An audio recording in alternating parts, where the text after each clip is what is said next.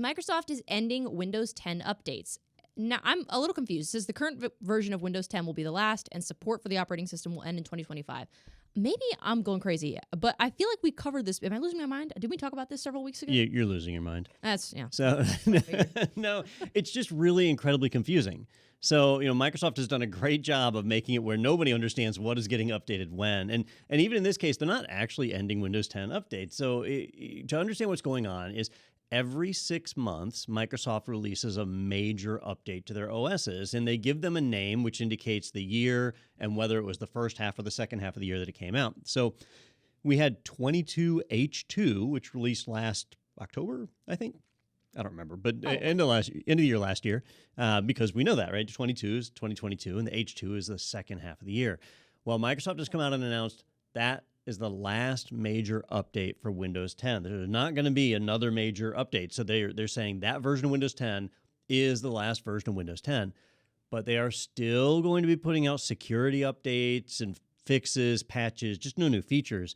And it's going to continue that way all the way through October of 2025. So, if you're running Windows 10, you still have 2 solid years, actually almost 2.5 years, that you can run the OS and still get security updates. But beyond October of 2025, that's when, if you're running Windows 10, you're taking a risk. Remind me, Anthony, do you have a Mac or PC? Do you run Windows? I'm running a Mac, but I do have Parallels installed with Windows 11 in there. Okay, gotcha. In case I need Windows for testing. Okay, Yep. Interesting. And you know what's funny about this? I looked up the 22H2, and there was no new features. That was just a bunch of stability things. So you haven't gotten new features in Windows 10 in an awfully long time. Well, and even when you did, there were things like, the Notepad app has tabs now. Exactly. Woo! We put a friends icon on the taskbar. Hey, that was life-changing for me. Okay. Yeah. My favorite feature, actually it was Windows 11 that added it, was the Candy Crush icon installed on your start menu. That's important. Hard-hitting features that you're going to be missing out on in Windows 10 from now on. I was talking to one of our soft skills instructors, and they said, yeah, that Windows 11's great. I said, oh, really? Why do you think so? And they said, my start button's in the middle. Woo! That was the feature. I made a comment to somebody once about how Microsoft was kind of copying Apple on that. Apple's had the central dock for a while, and they said, no, Microsoft's not copying them. Macs don't have a start button. And I was like, well, that's actually a good point, right? That centralized dock has icons for apps, but there's not like a menu. They don't have like a version of their. Interesting. So it's just all the apps right there along. See, I don't run them. I don't use a Mac regularly, so I'm not intimately familiar with the layout. Yeah. I guess it never occurred to me to check for like their equivalent of a start button, but there is one. They do not have one. Huh? How are they still in business? Somehow they find a way. It's crazy. Yeah, I think it's because everything just works. You never. Is it intuitive? It's user friendly, is it? What I was looking for too is would they roll back on their requirement list for Windows 11? There's a lot of hardware that won't. That's run it. true. And they are sticking to their guns on that one. It looks like they certainly seem to be, and you've been able to limp by with Windows 10 on those systems, but it looks like October 2025. Yep. The PC industry is going to get some more sales.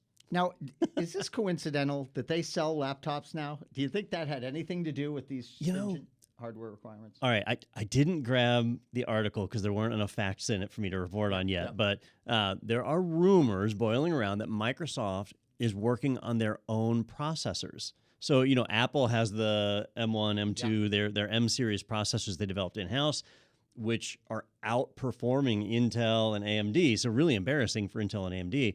Looks like Microsoft's going to take a stab at it. Wow. And so if Microsoft is basically forcing an upgrade out in 2025, if they can have their processors ready in that time, then this is absolutely a conspiracy. Exactly. We saved that for the tinfoil hat segment a little bit later. I thought this was going to be a Deja News thing because, like I said, I thought I remembered talking about this several weeks ago. We probably talked about the LTSC version of Windows 10 Enterprise because it'll continue on a little bit longer. Yeah. So these things pop up. It is important for us to mention them, though, especially for those of you that work supporting Windows systems, because you got to plan for this now. Yeah, I was going to say this is a huge deal for enterprises. For my mom, she doesn't care. Yeah, she'll be on Windows 10 till. Yeah. We lay her to rest. Most home users, when they upgrade operating systems, is just when they buy a new computer. Yeah. But if you work at a university and you support 10,000 students, or with company issued machines or something like that, you've got to upgrade all those. Yeah. And you've now got 2 years to figure it out. It's just that just gave me a lovely image. It's like she'll be on Windows 10. Yeah, I know. She's on her deathbed checking her email. She is watching. Opening too. Outlook. Mom, I love you. You'll survive till Windows 12 at least. She's like, Anthony, this Nigerian prince is telling me, come help me with this. Well, that's interesting. Like I said, it seemed like I was having deja vu. So thank you for clearing that up. Because I was a little worried I was losing my mind there. Maybe I am, but not for that reason.